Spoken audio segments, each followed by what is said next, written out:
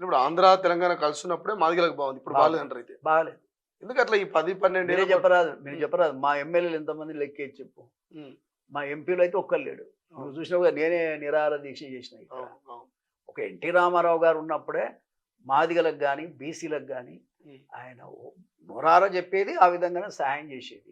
అప్పటి నుంచే బీసీలకు గుర్తింపు వచ్చింది, అప్పటి నుంచే మాదిగలకు గుర్తింపు వచ్చింది ప్రత్యేకంగా. కాబట్టి ఆ మహనీయుడు, ఆ తర్వాత తెలుగుదేశం పార్టీ, ఆ తర్వాత చంద్రబాబు నాయుడు కూడా ఏబిసిడి వర్గీకరణ ఆయన 2000లో చేశాడు. దానివల్ల కూడా చాలా ఫలితం వచ్చింది, మంచి ఫలితం. కాబట్టి వ్యవస్థాపరంగా ఆలోచన ఉండగలిగి పేద ప్రజల పక్షాన ఉండగలిగిన నాయకత్వం ఉన్నప్పుడే అది సాధ్యమవుతుంది. దురదృష్టం ఏంటంటే ఈ తెలంగాణ వచ్చిన తర్వాత మా జాతిని మాత్రం తొక్కేశారు. ఉమ్. అది చాలా బాధాకరం. ముఖ్యమంత్రిని కలుస్తారా మోత్కుపల్లి గారు ఏమన్నా? కలుద్దాం, ఏముంది దానికి, ఉమ్. కలుద్దాం. అవకాశం మీరు అనుకున్న కోరిక నెరవేరింది. ఖచ్చితంగా ఉమ్, ఖచ్చితంగా కలవాలనే ఉంది, నేను కూడా కలుస్తాను. ఉమ్. కలుద్దాం. ఓకే, ఇంకా భవిష్యత్తు పోరాటం ఏమైనా ఉంటుందా ఈ వర్గీకరణకు సంబంధించి? మొన్నటిదాకా 11% కావాలి మాదిగలకు, 32 లక్షలు కూడా ఉన్నటువంటి మాదిగలకు అన్నారు. సో ఇప్పుడు చట్టరూపం దాల్చింది. భవిష్యత్తులో మళ్ళీ ఆ ప్రోగ్రాము ఆ రకమైనటువంటి స్టేట్మెంట్లు ఏమైనా వచ్చే అవకాశం ఉందా? మందకృష్ణ మాదిగ నుంచో లేకపోతే మాదిగ సామాజిక వర్గం నుంచో? ఇప్పట్లో ఎవరు ఆ పోరాటం మాట్లాడినా అది దాంట్లో పసలేదు. ఉమ్, కొంతకాలం పోనీయండి, ఇది అమల్లోకి రావాలి. ఉమ్, కొంత ఆ, దానివల్ల బెనిఫిట్ పొందాల్సిన సమయం వచ్చినప్పుడు పొందాలి. ఉమ్, దాంట్లో కూడా ఇంకేమన్నా చిన్న చిన్న సమస్యలు ఉన్నాయి అంటే తప్పకుండా గవర్నమెంట్తో ఎన్నడైనా కొట్లాడాల్సిందే. కొట్లాడి ఏముంది, అది చిన్న అమెండ్మెంట్ తీసుకుంటే అయిపోయాయి. ఓకే. చట్టం అయిపోయింది కాబట్టి అది పెద్ద ఇప్పుడు ఒక ఉపకులాన్ని తీసి 1లో ఉన్నోళ్ళను 2లో వేయటము, లేకపోతే 2లో కాకపోతే 3లో వేయటము, ఎన్ని వేయాలనుకున్నా ఒక రిపబ్లిక్ ఏం ఇస్తే అయిపోతుంది ప్రభుత్వం. ఉమ్, మేము ఈ క్యాస్ట్ను దీంట్లో నుంచి దీంట్లో కలుపుతున్నాం, ప్రభుత్వం. అయిపోతుంది. దానికి పెద్ద చట్టాలు ఆపాల్సినటువంటి అవసరం లేదు, ఉమ్, మరో రకంగా చేయాల్సిన అవసరం లేదు. ఉమ్, తప్పకుండా ఉంటుంది. ఎవరికి ఉండే ప్రాబ్లం వాళ్ళకు ఉంటుంది. ఇప్పుడు దాంట్లో 59 కులాలని అందరూ ఎక్కడ సాటిస్ఫై అవుతారు? కారు. కానప్పుడు కాకుండా ఉన్నప్పుడు అతని యొక్క నిరసన అనేది ఉంటుంది గ్యారెంటీగా. అది ఖచ్చితంగా దాన్ని కూడా ఎట్ట జల్లపాలే, వాళ్ళకి ఎట్ట మేలు చేయాలని అందరం ఆలోచించాలి, తప్పేం లేదు. ఇప్పుడు ఈ దేశవ్యాప్తంగా కూడా ఇతర సామాజిక వర్గాలు, ఎందుకంటే మాదిగ సామాజిక వర్గాలు దేశంలో కొన్ని చోట్ల కూడా ఉంటారు. సో అక్కడ కొన్ని చోట్ల బీజేపీ ఉన్నది, ఇంకొన్ని చోట్ల వేరే పార్టీ ఉన్నాయి. సో తెలంగాణ ఇక్కడ మొట్టమొదటిసారి ఇక్కడ నుంచి ఒక రూట్ మ్యాప్ వేసింది. సో కేంద్రం మీద ఏమైనా ఒత్తిడి తెచ్చే అవకాశం ఉందా? ఇతర రాష్ట్రాల్లో కూడా ఈ వర్గీకరణ చేయాలన్నటువంటి అంశాన్ని లేవనెత్తే అవకాశం ఏమైనా ఉందా భవిష్యత్తులో? మీ నాయకులు మీరేమన్నా? ఇప్పుడు ఒక మాటలో చెప్పాలంటే ఎస్సీస్ కూడా మునుపట్లాగా లేరు, వెనుకబడి ఏం లేరు మాట్లాడేదానికి. అయితే ఈ ఇప్పుడు సుప్రీంకోర్టు ఇచ్చిన జడ్జిమెంటు తెలంగాణ కొరకు కాదు వాళ్ళు ఇచ్చింది, మొత్తం భారతదేశం కొరకు ఇచ్చారు. భారతదేశంలో ఎవడు నష్టపోతుండో అతను ఖచ్చితంగా ఈ యొక్క జడ్జిమెంట్ను మొదలు పెట్టుకొని ఫైట్ చేస్తారు కదా.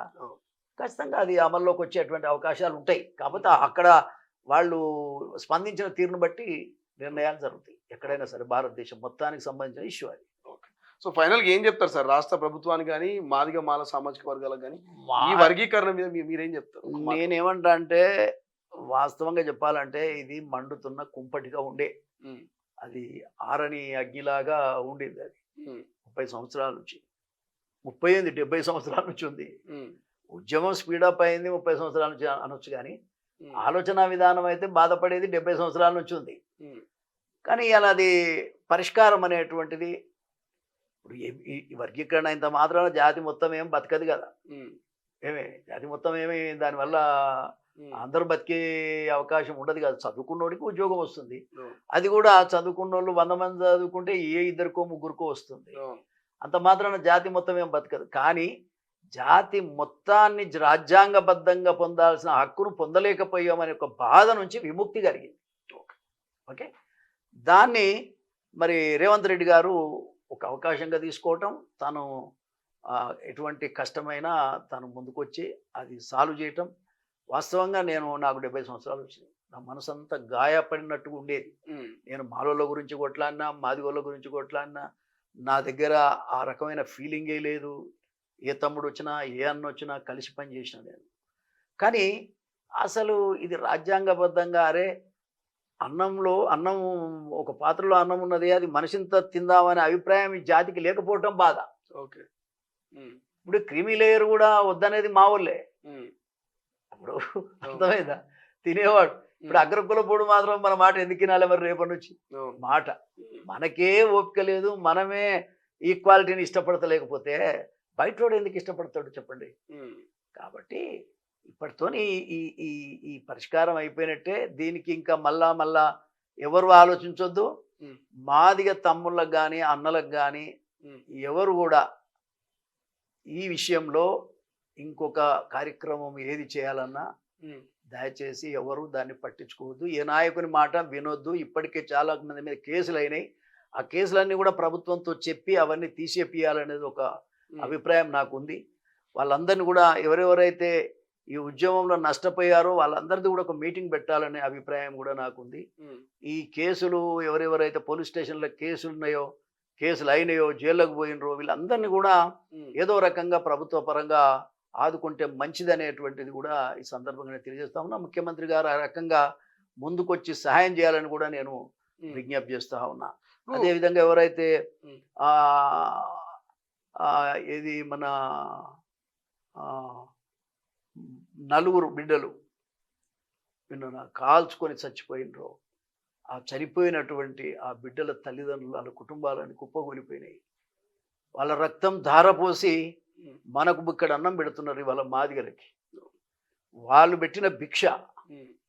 వాళ్ళు పెట్టిన భిక్ష వల్ల ఇవాళ ఈ యొక్క వర్గీకరణ సాధ్యమైందనేది ఈ సందర్భంగా నేను తెలియజేస్తా ఉన్నా. అందుకని మరి మాదిగ బిడ్డలందరికీ నేను విజ్ఞప్తి చేసేది ఏంటంటే, మీరు ఎవరో రెచ్చగొడితే అనవసరమైనటువంటి అభిప్రాయానికి పోకండి.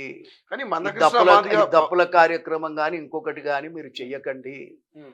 4 రోజులు పోయిన తర్వాత మనం కావాలంటే మనం చేయవలసింది ఒకటి ఉంది. సరే ముఖ్యమంత్రులు అవుతామా కాదా పక్కన పెడితే, రాజ్యాధికారంలో ప్రభుత్వం ఉంటుంది, దాంట్లో మన రిప్రజెంటేషన్ లేదు. మాట చెప్తున్నా. పోయినసారి కూడా లేదు, ఈసారి కూడా లేదు. ఈసారి ఒక్క రాజనరసింహ ఉన్నాడు, దానికి ఇంకొక మంత్రి కూడా మాకు ఇవ్వాలనేది మాకు ఉన్నటువంటి అభిప్రాయం. ఒక రాజనరసింహ మంత్రిగా ఉన్నాడు. చాలా నిన్న కూడా ఒకరొకరికి 5 లక్షల రూపాయలు ఇచ్చి దగ్గర 40-50 లక్షలు ఇచ్చి మరి వాళ్ళ కాళ్ళు కూడా కడిగినటువంటి పరిస్థితిని గమనించాలి. అట్లా ఉండాలి నాయకత్వం ఉంటే. రాజనరసింహ మనసులాగా ఉండాలి. పేదరికంలో పుట్టినాం కాబట్టి ఆ రకమైన మనస్తత్వం ఉండాలి. నేనే ఉండి అవన్నీ ఆర్గనైజ్ చేశాను నేను. కాబట్టి చాలా సంతోషం. ఇంకా కూడా ఆ కుటుంబాలని ఆదుకోవాల్సినటువంటి అవసరం ఉంది. ముఖ్యమంత్రి గారు వాళ్ళ కుటుంబానికి ఒక ఉద్యోగం, ఒక ఇల్లు, తర్వాత ఈ అమరుల స్తూపం, ఏది తెలంగాణ అమరవీరుల స్తూపం ఎట్లున్నదో ఈ మాదిగల అమరవీరుల స్తూపం కూడా ఒకటి కట్టించాల్సిందిగా విజ్ఞప్తి చేస్తున్నారు. కేసులు అన్నీ కూడా తీసేయాల్సిన కేసులే, అవేమీ పెద్ద క్రిమినల్ కేసులు కావు. అవన్నీ కూడా రాష్ట్రంలో ఉన్న కేసులన్నీ కూడా ప్రభుత్వం పట్టించుకొని అవన్నీ తీసేయాలని కూడా ఈ సంబరమైనటువంటి సమయంలో ముఖ్యమంత్రి గారు ఈ నిర్ణయం కూడా చేయాలని, ఈ నిర్ణయం చేసి అందరి హృదయాలను సంతోషపెట్టాలని కూడా ఈ సందర్భంగా నేను రేవంత్ రెడ్డి గారికి విజ్ఞప్తి చేస్తాను. ప్రపంచంలో ఏ మూల ఏ క్షణం ఏం జరుగుతుందో వేగంగా తెలుసుకోవడానికి తొలి వెలుగు వాట్సాప్ ఛానల్ని ఫాలో చేయండి.